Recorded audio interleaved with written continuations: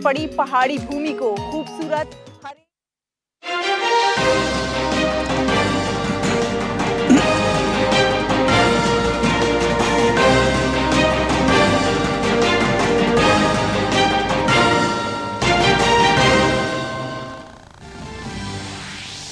प्रधानमंत्री नरेंद्र मोदी ने मन की बात कार्यक्रम में देश विदेश के लोगों के साथ साझा किए विचार। वोकल फॉर लोकल अभियान को बढ़ावा देने का किया आह्वान। कहा, स्थानीय उत्पादों को दैनिक उपयोग में लाकर मेक इन इंडिया को दे बढ़ावा।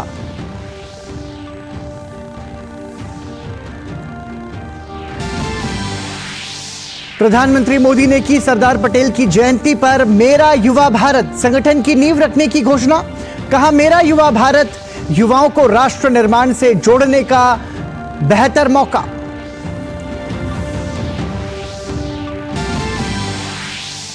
केरल के एर्नाकुलम के कन्वेंशन सेंटर ब्लास्ट में एक की मौत, 50 से ज्यादा घायल। एनआईए की टीम पहुंची केरल, जांच जारी।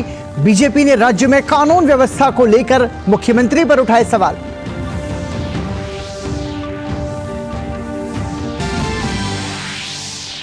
एर्नाकुलम विस्फोट की जिम्मेदारी लेते हुए एक व्यक्ति ने किया आत्मसमर्पण। कन्वेंशन सेंटर में धमाके की ली जिम्मेदारी। एडीजीपी ने कहा, आरोपी के दावे की हो रही है जांच।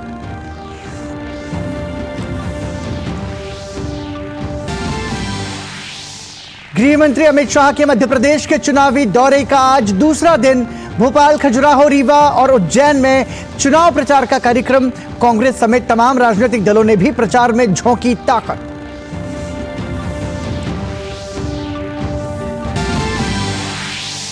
मेरी माटी मेरा देश अभियान के तहत राज्यों और केंद्र शासित प्रदेशों से अमृत कलश लेकर यात्रियों के दिल्ली पहुंचने का सिलसिला जारी। प्रधानमंत्री नरेंद्र मोदी 31 अक्टूबर को अभियान के समापन कार्यक्रम को करेंगे संबोधित।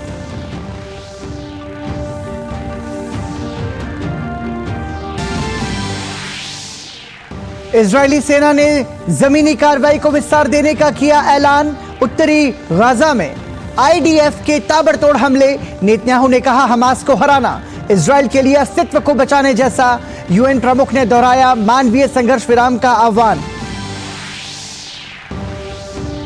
विश्व कप में भारत ने इंग्लैंड के सामने रखा 230 रन का लक्ष्य। रोहित शर्मा ने खेली 87 रन की शानदार पारी। डेविड विली ने लिए 3 विकेट।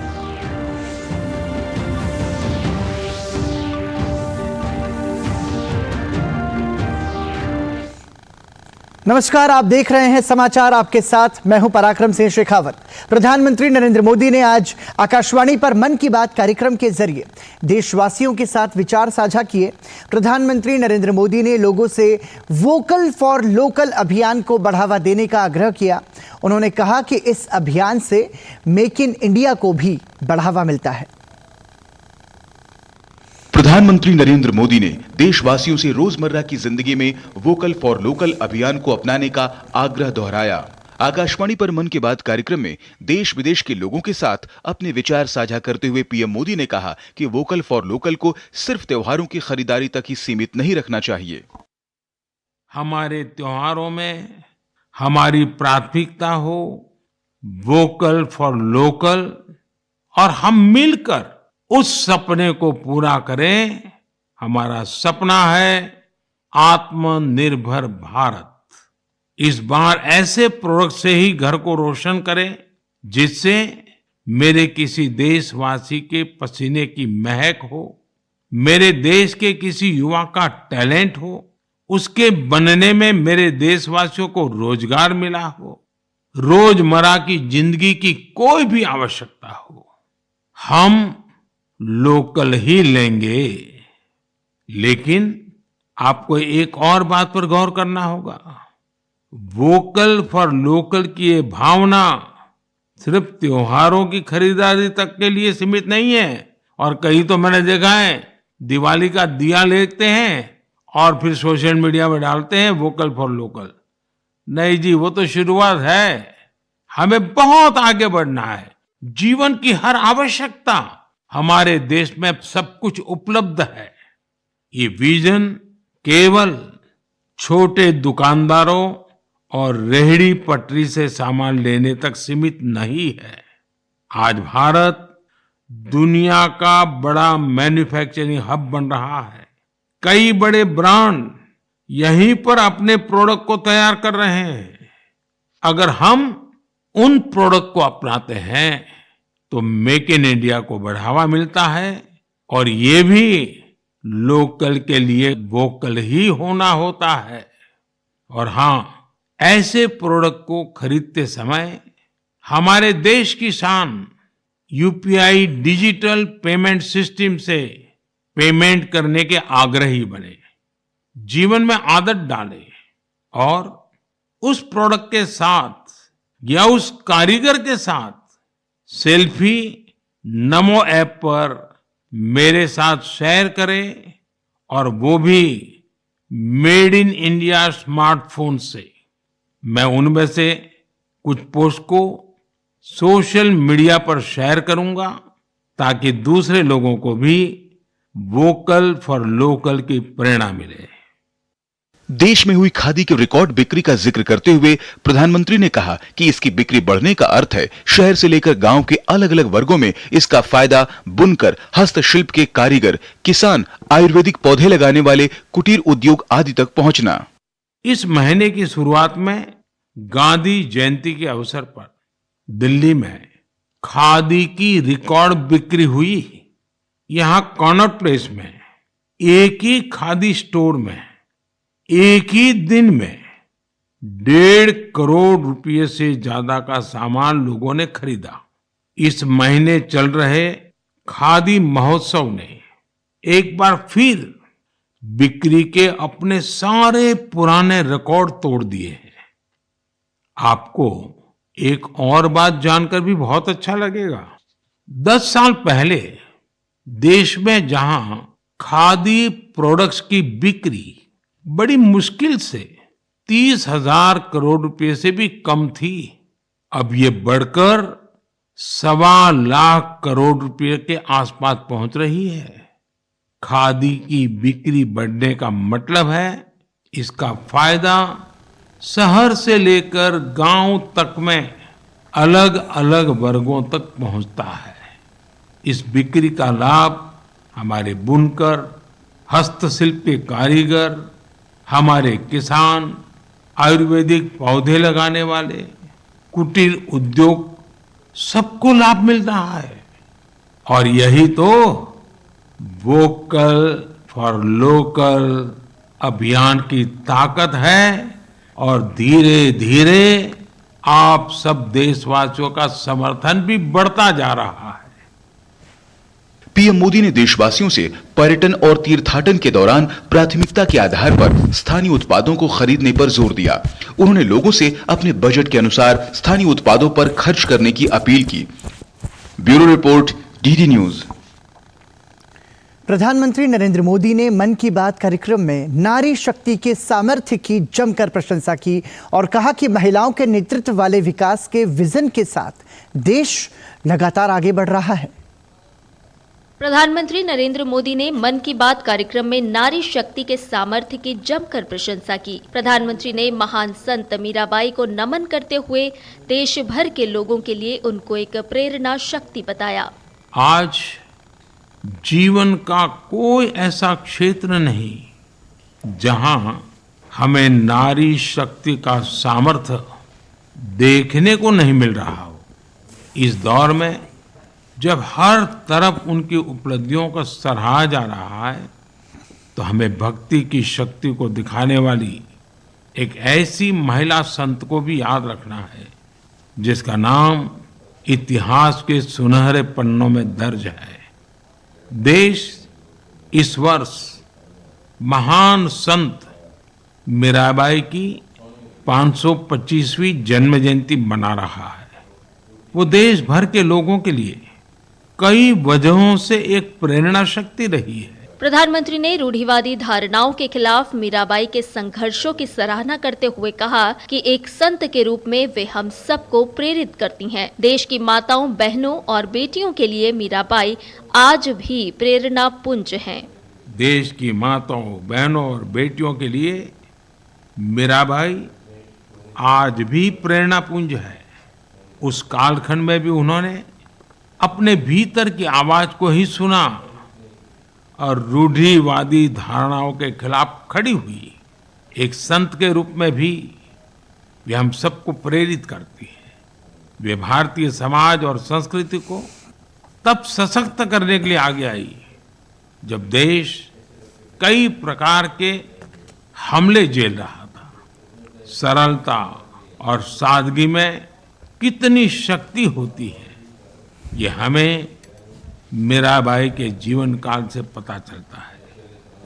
मैं संत मीराबाई को नमन करता हूँ। देश की महिलाओं को सशक्त, समृद्ध और आत्मनिर्भर बनाने की दिशा में प्रधानमंत्री नरेंद्र मोदी पूरी प्रतिबद्धता के साथ जुटे रहते हैं, जिससे भारत महिलाओं के नेतृत्व वाले विकास के विजन के साथ लगातार आगे बढ़ रहा है। Bureau report, DD news. Kerala के एर्नाकुलम जिले के कलामासेरी में बम विस्फोट हुआ। कलामासेरी कोच्चि से करीब 35 किलोमीटर की दूरी पर है। रविवार को जमरा कन्वेंशन सेंटर में सुबह 9:40 के करीब धमाका हुआ। उस वक्त वहां ईसाइयों के एक संप्रदाय की प्रार्थना चल रही थी। बम टिफिन में रखा गया था। चश्मदीदों के मुताबिक 2 ब्लास्ट हुए, उसके बाद आग लग गई। घटना में एक व्यक्ति की मौत हो गई जबकि 52 लोग घायल हो गए, जिनमें से 6 लोग गंभीर रूप से घायल हैं।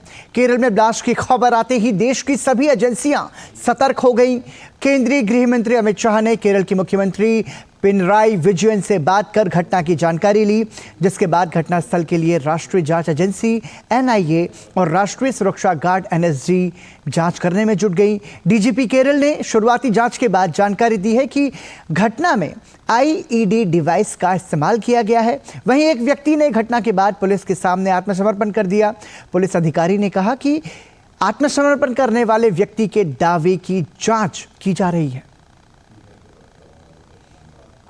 Today morning at 9:40 a.m. approximately, there was an explosion in Zamra International Convention Center, Kalamassery, in which one person died and 36 persons are undergoing treatment as per our information.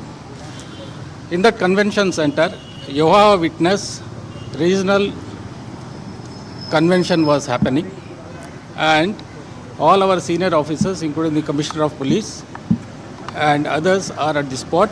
They are investigating the matter. We are examining the all angles, and we will find out who is behind this, and we will take very stringent action. मुख्यमंत्री पिनराई विजयन ने सोमवार सुबह 10 बजे सभी दलों की बैठक बुलाई है। घटना के पीछे राज्य के सामाजिक समरसता को खराब करने की कोशिश मानी जा रही है। राज्य में फिलहाल हाई अलर्ट घोषित किया गया है। The central agencies have already started the inquiries regarding this incident, and I am sure that they will go to the details of the incident and find out who and what are the reasons for this and who have behind this incident.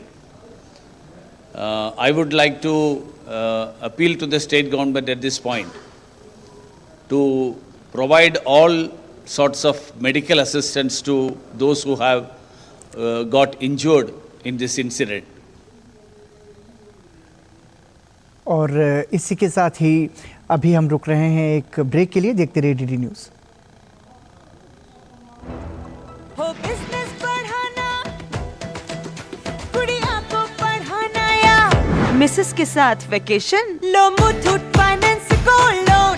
भरोसा India का, भरोसा India का। Muthoot finance, Bharat का number 1 सबसे भरोसेमंद financial services brand. Gold loan के लिए अभी कॉल करें 1-800-313-1212। गोल्डी छोले मसाले, जहाँ जाए रिश्ते बनाए, जहाँ जाए रिश्ते बनाए, गोल्डी मसाले। एक बार फिर आपका स्वागत। आप देख रहे हैं समाचार और अब बात मेरी माटी मेरा देश अभियान की।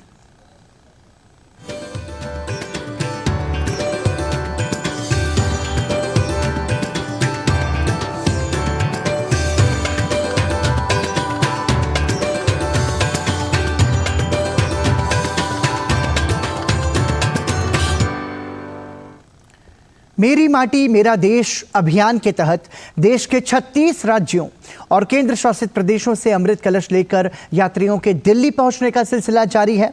30 और 31 अक्टूबर को कर्तव्य पथ पर आयोजित होने वाले मेरी माटी मेरा देश अभियान के 2 दिवसीय समापन कार्यक्रम में 20,000 से अधिक अमृत कलश यात्रियों के शामिल होने की उम्मीद है। ये कार्यक्रम मेरी माटी मेरा देश अभियान की अमृत कलश यात्रा के समापन का प्रतीक होगा, जिसमें 766 जिलों के 7,000 ब्लॉकों से अमृत कलश यात्री शामिल होंगे। ये कार्यक्रम आज़ादी का अमृत महोत्सव के 2 वर्ष के लंबे अभियान के समापन का प्रतीक होगा, जो भारत की आज़ादी के 75 वर्ष पूरे होने का उत्सव मनाने के लिए 12 मार्च 2021 को शुरू किया गया था। इस कार्यक्रम में स्वायत्त निकाय मेरा युवा भारत माई भारत पोर्टल का भी शुभारंभ किया जाएगा, जो युवाओं के नेतृत्व वाले विकास पर सरकार का ध्यान केंद्रित करने और युवाओं को विकास का सक्रिय वाहक बनाने में मदद करेगा। 30 अक्टूबर को सभी राज्य अपने अपने प्रखंड और शहरी स्थानीय निकायों का प्रतिनिधित्व करते हुए एक भारत श्रेष्ठ भारत की भावना को दर्शाते हुए अपने कलश से मिट्टी को एक विशाल अमृत कलश में डालेंगे। 31 अक्टूबर की शाम को प्रधानमंत्री नरेंद्र मोदी अमृत कलश यात्रियों और राष्ट्र को संबोधित करेंगे। उन वीरों को याद करेंगे जिन्होंने भारत को स्वतंत्र कराने और समृद्ध बनाने के लिए अपने प्राण न्यौछावर कर दिए।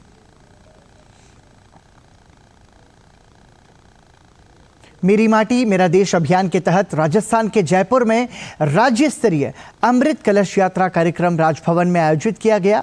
कार्यक्रम में 352 ब्लॉक से नेहरू युवा केंद्र के 654 युवाओं ने 352 अमृत कलश के साथ भाग लिया, जिसमें राज्यपाल कलराज मिश्र कार्यक्रम में मुख्य अतिथि के तौर पर शामिल हुए। अमृत कलश यात्रा को संबोधित करते हुए राज्यपाल ने कहा कि मेरी माटी मेरा देश अभियान ने देश को राष्ट्र सेवा और राष्ट्रीय एकता के सूत्र में बांध दिया है। मेरी माटी मेरा देश के कार्यक्रम के माध्यम से कि मानो ये देश पूरा मेरा है, देश की मिट्टी मेरी है, देश की वनस्पतियां मेरी है, देश की सारी चीजें मेरी हैं, मेरी हैं, ये पूरा देश अपने में समाहित हो गया है। ये राष्ट्रभक्ति का, राष्ट्रीय एकता का जबरदस्त सूत्र है, मंत्र भी है, जिसको अपने आचार और व्यवहार में मेरी माटी मेरा देश के माध्यम से लागू करने का प्रयास किया गया है। मैं आप सब लोगों का इसके लिए अभिनंदन करता हूं, वंदन करता हूं, और विशेषकर नेहरू युवा केंद्र के साथियों ने जिस तरह से काम किया है उनको मैं बधाई देता हूं। आप सभी का राजभवन परिसर में अभिनंदन है। यह बहुत ही सुखद है कि आज़ादी के अमृत महोत्सव के अंतर्गत भारत भर में आज़ादी की विकास यात्रा को जन जन तक पहुंचाने के लिए महती कार्यक्रम हुए। इसी करीब मिट्टी को नमन, वीरों का वंदन की भावना के साथ यह बहुत ही भावनात्मक मेरी माटी मेरा देश अभियान चलाया जा रहा है। राजस्थान से अमृत कलश लाने वाले स्वयंसेवकों ने इस अभियान के आयोजन के लिए प्रधानमंत्री नरेंद्र मोदी का आभार जताया। पूरे राजस्थान से 352 कलश लेकर के 654 नौजवान नेहरू युवा केंद्र के लेकर यहाँ पर आए राजभवन, और माननीय मुख्य अतिथि के रूप में गवर्नर साहब ने सभी बच्चों को आशीर्वाद दिया, और घर घर से जो मिट्टी कलश में लेके आए हैं वो सारी कलश अमृत कलश यात्रा लेकर के आज 6 बजे दिल्ली के लिए स्पेशल ट्रेन से सारे नेहरू युवा केंद्र के युवाओं को रवाना किया जा रहा है। और ये सारे युवा दिल्ली में 30 और 31 तारीख को ये मिट्टी को वहाँ पहुँचाकर वहाँ पर पूरे देश की मिट्टी को इकट्ठा करके एक अमृत वाटिका का निर्माण होगा। ग्राम पंचायत से जगह जगह से हमने मिट्टी उठाई, उसको हमने ब्लॉक लेवल पे, मतलब ग्राम पंचायत पे हमने दिया। उसके बाद में ग्राम पंचायत से ब्लॉक लेवल पे गया। आज ब्लॉक लेवल से हम 2 लोग लेकर के राज्यपाल भवन आए हैं। आज हम अभी हमारी शाम को ट्रेन है जो दिल्ली लेके जाएंगे इसको। यहाँ पे राष्ट्रीय लेवल का प्रोग्राम है मेरी माटी मेरा देश का। हमने जोबनेर ब्लॉक में हमारे 21 पंचायत हैं, 21 पंचायतों से हमने हर पंचायत में ये कलश यात्रा निकाली थी। हर पंचायत के अंदर पंचायत स्तर पे ये लगा कि जो हमारे शहीद हुए थे, शहीदों को नमन करते वहाँ पे बुलाया गया था और उनसे वहाँ एकत्रित मिट्टी करके यहाँ लेके आए। 60 गाँवों में हमने मिट्टी इकट्ठी की है और उस मिट्टी के लिए हम जिस गाँव में गए थे उत्साह से लोगों ने मिट्टी की कि हमारी मिट्टी देश के सबसे बड़े गार्डन अमृत उद्यान में लगेगी और लोगों में उत्साह था और उन्होंने बड़े उत्साह से मिट्टी दी। और फिलहाल समाचार में रुक रहे हैं एक विराम के लिए। देखते रहिए डीडी न्यूज।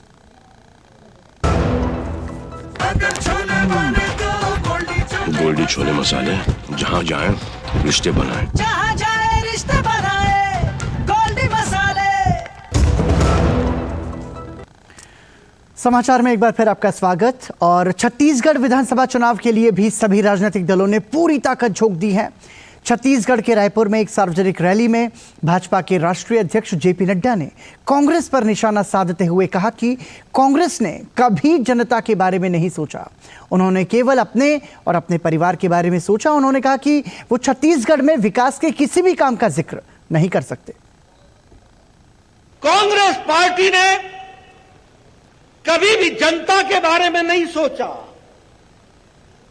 कांग्रेस पार्टी ने हमेशा अपने बारे में सोचा, अपने परिवार के बारे में सोचा, ज्यादा से ज्यादा उन्होंने अपने समाज के बारे में सोचा। लेकिन यहां छत्तीसगढ़ में एक भी ईंट, एक भी पत्थर विकास का कांग्रेस नहीं गिना सकती है, लेकिन भारतीय जनता पार्टी हर विकास की ईंट पर अपना नाम दर्ज करा सकती है, यह मैं विश्वास के साथ कह सकता हूं। भाजपा अध्यक्ष ने कांग्रेस पर भ्रष्टाचार का आरोप लगाते हुए कहा कि कांग्रेस ने अपनी सरकार में सिर्फ घोटाले ही किए हैं।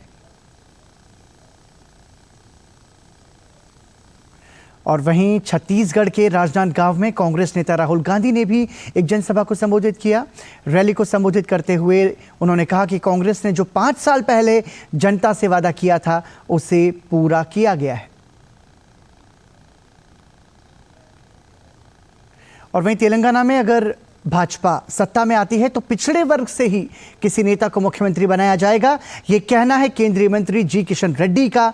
उन्होंने कहा कि पार्टी ने निर्णय किया है कि सत्ता में आने के बाद उनकी पार्टी राज्य में धर्म के नाम पर दिए जाने वाले आरक्षण को खत्म कर अनुसूचित जाति और पिछड़े वर्ग को मिलने वाले आरक्षण को बढ़ाएगी ताकि सामाजिक स्तर पर उनके साथ न्याय हो सके।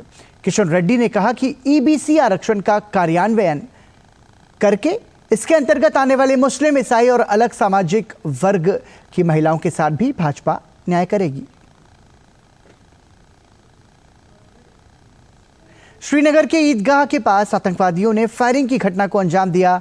फायरिंग में इंस्पेक्टर मसरूर अहमद घायल हो गए, उन्हें तुरंत इलाज के लिए अस्पताल ले जाया गया है। इसे देखते हुए ईदगाह में सुरक्षा कड़ी कर दी गई है।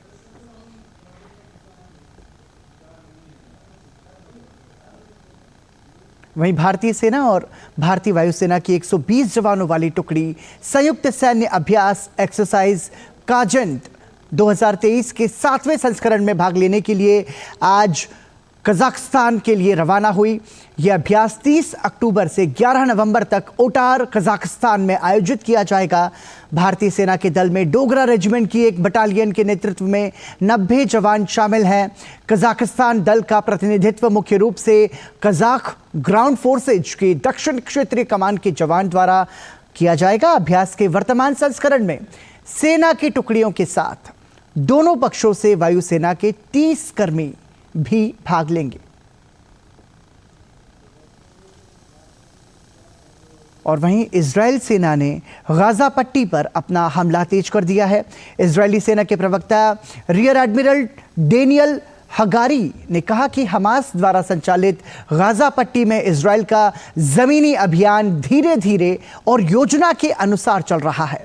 इससे पहले इजरायली सेना ने गाजा में हमास के खिलाफ जमीनी कार्रवाई शुरू की थी, जिसे इजरायली प्रधानमंत्री बेंजामिन नेतन्याहू ने आतंकी समूहों को कुचलने के उद्देश्य से 3 सप्ताह पुराने युद्ध का दूसरा चरण कहा था।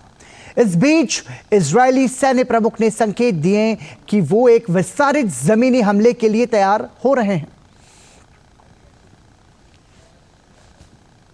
गाजा पट्टी के उत्तरी हिस्से में जमीनी लड़ाई जारी है। हम योजना के अनुसार युद्ध के अगले चरण की तरफ बढ़ रहे हैं। हम धीरे धीरे गजा पट्टी में जमीनी अभियान और बलों के पैमानों का विस्तार कर रहे हैं। जमीनी अभियान जटिल जरूर है और इसमें हमारी सेनाओं के लिए भी जोखिम शामिल है।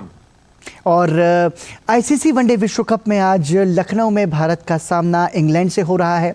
भारत द्वारा दिए गए 230 रन के लक्ष्य का पीछा करते हुए इंग्लैंड ने ताज़ा समाचार मिलने तक 4 विकेट के नुकसान पर 40 रन बना लिए हैं। भारत ने इंग्लैंड के सामने जीत के लिए 230 रन का लक्ष्य रखा है। इंग्लैंड ने सदी हुई शुरुआत की, लेकिन टीम का स्कोर जब 30 रन पहुंचा तब जसप्रीत बुमराह ने डेविड मालान को 16 के स्कोर पर बोल्ड किया, जबकि इसकी दूसरी ही गेंद पर जो रूट शून्य पर एलबीडब्ल्यू हुए। इससे पहले टॉस हारकर पहले बल्लेबाजी करने उतरी भारत की शुरुआत बेहद खराब रही। रोहित शर्मा और शुभमन गिल ने भारत को तेज शुरुआत देने की कोशिश की, हालांकि गिल 9 रन बनाकर वॉक्स की गेंद पर बोल्ड हो गए। शानदार फॉर्म में चल रहे विराट कोहली खाता भी नहीं खोल पाए। श्रेयस अय्यर को 4 रन पर वॉक्स ने आउट किया। इसके बाद आए केएल राहुल के साथ मिलकर रोहित शर्मा ने पारी को आगे बढ़ाया और स्कोर को 100 के पार पहुंचाया। इसी बीच रोहित शर्मा ने अपना अर्धशतक भी पूरा किया। राहुल 39 रन बनाकर आउट हुए। इसके कुछ देर बाद ही रोहित शर्मा 87 के स्कोर पर आउट हुए, जबकि रविंद्र जडेजा 8 रन पर ही पेविलियन लौट गए। सूर्य कुमार यादव ने 49 रन बनाकर भारत को सम्मानजनक स्कोर तक पहुंचाया। भारत ने 50 ओवर में 8 विकेट 229 रन बनाए। बुमराह 16 और कुलदीप 9 रन बनाकर नाबाद रहे। बहरहाल अब देखना होगा कि भारत ये मैच जीतता है या नहीं। इसी के साथ समाचार में अभी के लिए इतना ही, लेकिन डीडी न्यूज पर खबरों का सफर लगातार जारी है। देखते रहिए डीडी न्यूज। नमस्कार।